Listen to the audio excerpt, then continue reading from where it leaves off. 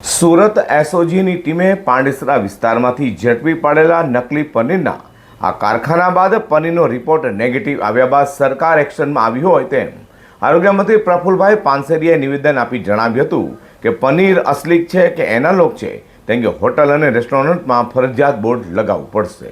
રાજ્યમાં સતત વધી રહેલા નકલી અને સબસ્ટાન્ડર્ડ પનીરના વેચાણને રોકવા માટે હવે રાજ્ય સરકાર એક્શન મોડમાં આવી છે। આરોગ્ય મંત્રી પ્રફુલ પાનસેરીએ કડક સૂચના આપી છે કે હવેથી રાજ્યની તમામ હોટલ, રેસ્ટોરન્ટ અને કેટરિંગ સંચાલકોએ ગ્રાહકોને પીરસવામાં આવતું પનીર અસલી છે કે પછી એનાલોગ તેની જાણકારી ફરજિયાતપણે બોર્ડ પર પ્રદર્શિત કરવી પડશે। સામાન્ય રીતે પનીર શુદ્ધ દૂધમાંથી બનાવવામાં આવે છે, પરંતુ એનાલોગ પનીર એ દૂધનું પનીર નથી। તે પામોલીન તેલ, વનસ્પતિ ઘી, મિલ્ક પાવડર અને વિવિધ કેમિકલ્સના મિશ્રણથી તૈયાર કરવામાં આવે છે। આ પનીર દેખાવમાં અસલી જેવું જ લાગે છે, પરંતુ તેમાં કુદરતી પોષક તત્વોનો અભાવ હોય છે અને હાનિકારક ગેસનું પ્રમાણ વધુ હોય છે।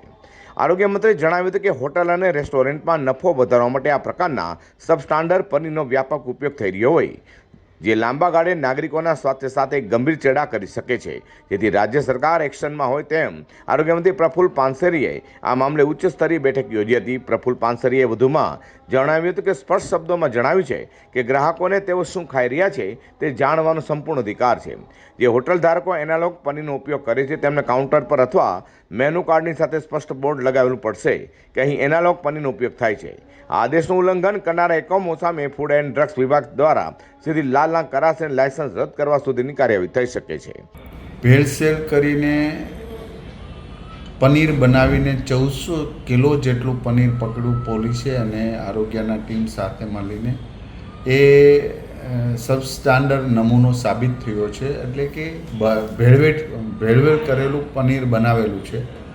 તો આ પનીર હોટલો, મોટા ફંક્શનો હોય, જમણવાર કેટરિંગવાળાના હોય એમાં યુઝ થતું હોય, અને હોટલવાળાએ પણ ત્યાં બોર્ડ મારવું પડે કે એનાલોગ પનીર અમે અહીંયા વેચીએ છીએ, જે હોટલવાળા કે કેટરિંગવાળા નથી। તો આ બાબતમાં અગાઉ પણ પરિપત્ર થઈ ચૂક્યો હતો અને પાછો મેં પરિપત્ર અમલીકરણ વધુમાં વધુ થાય એવો ડ્રાઈવ પણ અમે અભિયાન ચલાવીશું આરોગ્ય વિભાગ દ્વારા, અને લોકોએ પણ સહયોગ આપીને જાગૃતતાથી હોટલવાળા પાસે માંગવું જોઈએ કે તમે એનાલોગ પનીર આપો છો કે શુદ્ધ પનીર આપો છો।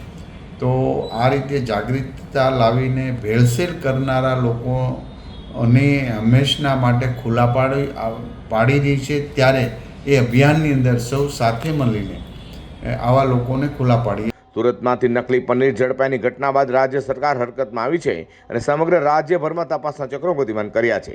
ખાસ કરીને ડેરીઓ અને હોલસેલ સપ્લાયર્સ પર નજર રાખવામાં આવી રહી છે।